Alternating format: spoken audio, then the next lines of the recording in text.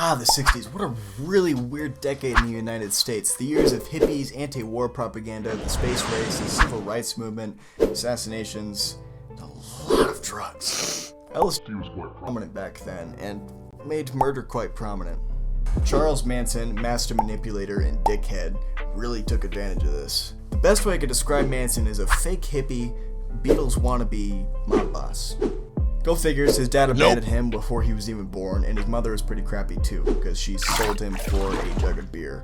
Where after that, he went from reform school to reform school and committed several petty crimes. While he was in these schools, he was a victim to sexual violence and also victimized others as well. While we see plenty of people struggle in the school system and move from school to school all over the place, the fact that he was a victim to sexual violence is a key factor of what makes him a notorious criminal.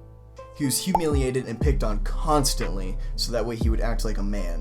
Him being super scrawny also didn't help him avoid being bullied. While some accounts state that he was around 5'3", medical records state he was closer to 5'7". But either way, if I see someone scrawny like Manson coming up to me to try and manipulate me, I'm still gonna look at him like, what the fuck? Since he was so tiny, he had to get a little creative. As much as I would like to say that he wasn't, Manson was a lot smarter than people would realize with an IQ of 109. Him being a narcissistic psychopath, he was also very charismatic and manipulative. Manson liked to play his little guitar so that way he could lure people in and build a community around him. When he turned 19, he was released out of his reform school into the care of his aunt and uncle, but he said, fuck that, I'm gonna move to LA with my newly wedded wife. But he was violating parole and got arrested. For the next few years, Manson would go around committing more petty crimes and also worked as a pimp. With his new culture forming around this time, with hippies and drugs everywhere, Manson found his opportunities to slide on in and build a following. He thought these hippies were all morons, but he kinda looked like them with his long hair and scrawny stature, so he was able to blend in and manipulate them.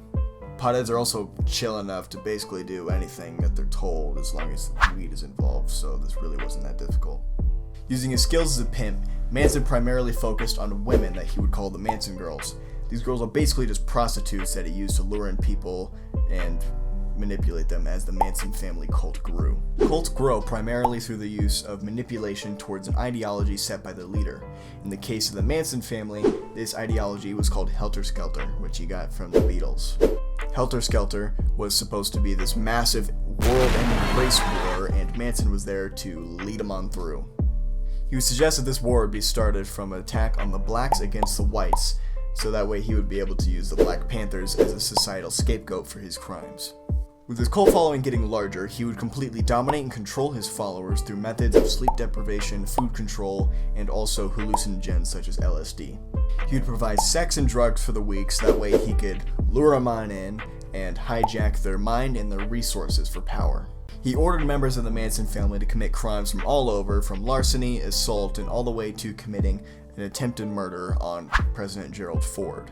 The robber right behind him trying to cock his gun again and again, but it doesn't work. Apparently the gun jammed. Which he would then just use to kind of obtain a sense of fear around the Manson family cult, and also throw some of them on the Black Panthers so that way he could further his race war. His interest in music caused him to force his way into the industry any way he could using his following, and even got to meet the Beach Boys drummer Dennis Wilson and use him for his money and quarters at his home over in Cielo Drive, in exchange for naked wrestling with the Manson girls. Eventually, the Manson family ended up getting kicked out of Cielo Drive and had to move to an old Western set that they also got free rent for with more Manson pussy. Hey, you! Yeah, I see you watching the video. You like it, don't you?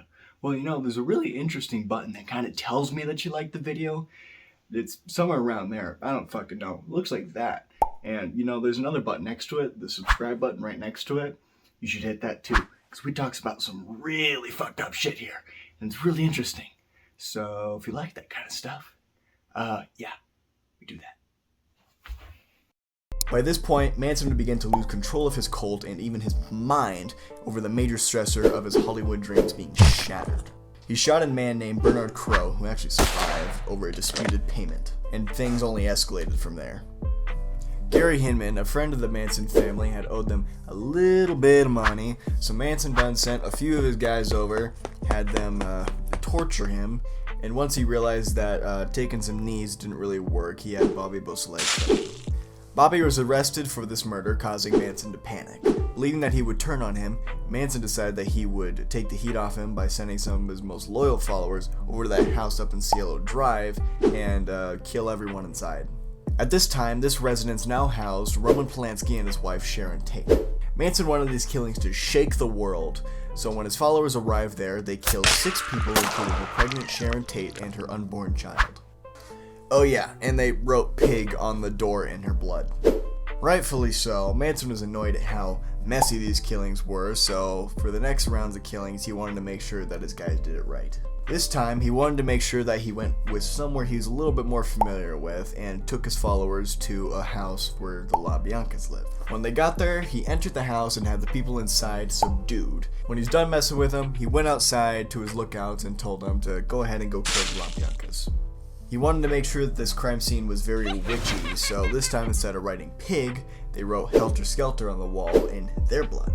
A few months later, they were arrested on the suspicion that they had stolen a vehicle, which, well, they probably did. And while they were in prison, Susan Atkins had confessed to, killing Sharon Tate to another inmate.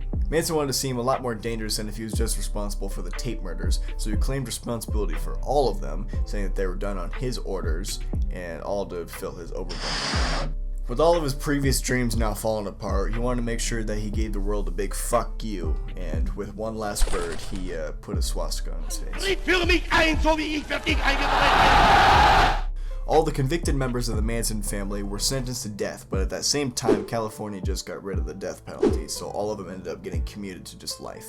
This is probably for the better, because it gives the opportunity for some of Manson's followers, like Leslie Van Houten, to be paroled and be free from Manson's constant manipulative patterns. And, well, cancer also bit Manson on the ass. Literally.